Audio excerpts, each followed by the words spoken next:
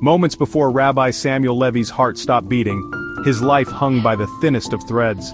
Paramedics rushed to revive him, but by then, his soul had already crossed into another realm, a place far beyond his understanding.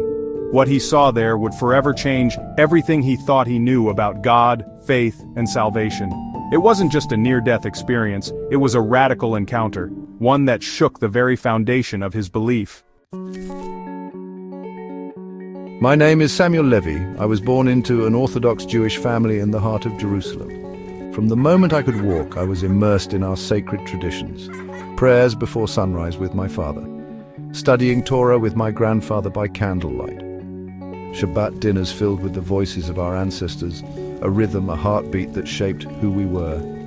Faith wasn't just a part of my life, it was the core of it. It shaped my every decision, my every breath. By the time I was 20, I knew the path I would take. I wasn't seeking prestige or status. The Torah wasn't just a book to me, it was the divine architecture of the universe, a blueprint for all of creation. Every letter, every word, every pause had meaning.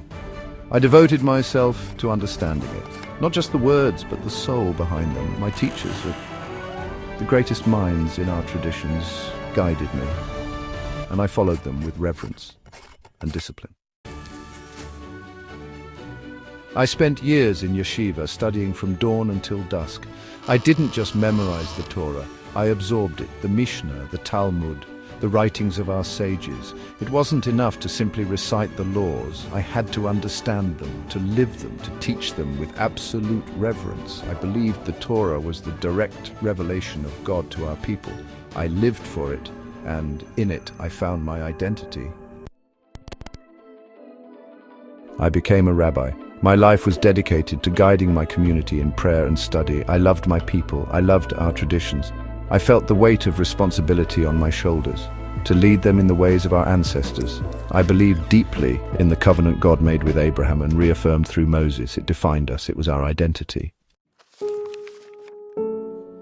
As for Christianity, well, it was never something I hated or mocked. I had Christian friends. I respected their devotion to family and faith, but I saw their beliefs as misguided. Jesus, to me, was a Jewish teacher, yes, but not the Messiah. The Messiah would restore Israel, bring peace, rebuild the temple. Jesus didn't do that. I would listen to their arguments, but I couldn't accept their interpretation. Jesus was a man, not divine. The Messiah would not die on a cross. That didn't make sense to me. I believed in one God, indivisible and eternal. My faith was built on mitzvot, on commandments, not on grace or salvation through a man. I felt confident in my understanding. It was grounded in centuries of tradition. But then, everything changed. It happened suddenly. A quiet evening. I felt a slight discomfort, a tightening in my chest. But it didn't seem important. I went to bed, thinking I needed rest. But that night my heart stopped. The medics worked tirelessly, unaware that my soul had already left my body. They fought to bring me back, but they didn't know that I had already crossed over. I found myself standing in a place beyond any understanding. It wasn't a dream, it wasn't a hallucination, it was as real as this moment. I was surrounded by light, pure, radiant, and overwhelming. I felt peace, but also awe. And then I saw him, Jesus. You have been chosen to see the truth that has always been. I am the way, the truth, and the life. I didn't know how to respond. It was him, the very figure I had rejected my whole life. But in that moment, something in me shifted. I wasn't just seeing a figure, I was encountering a truth that went far beyond what my mind could grasp. I awoke, gasping for air. The paramedics had revived me, but I wasn't the same. Something had changed. I had seen the truth, and now it was all I could think about. What I experienced I can't fully describe, but I knew deep in my soul that Jesus was the Messiah. It wasn't just a vision, it was a revelation. It shattered everything I had believed.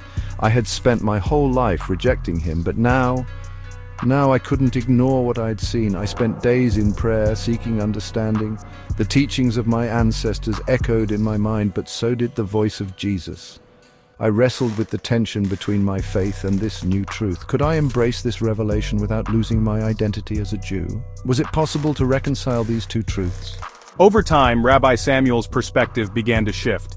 He could no longer teach the Torah without acknowledging the Savior he had once denied. He began speaking to his community differently, with a new understanding of the law, grace, and salvation. It wasn't easy, the struggle was real, but Rabbi Samuel had seen the light, and no amount of tradition could take that away. I know some of you may not understand what I'm about to say, but I must be honest. What I've encountered has changed my life. Jesus, the one I rejected, is the truth I now embrace. And this truth is for all people. Jews, Gentiles, everyone. A rabbi had found his Savior, not in the way he expected, but in a way that turned his world upside down. This is the journey of faith, of revelation, and of the unshakable truth of the Messiah.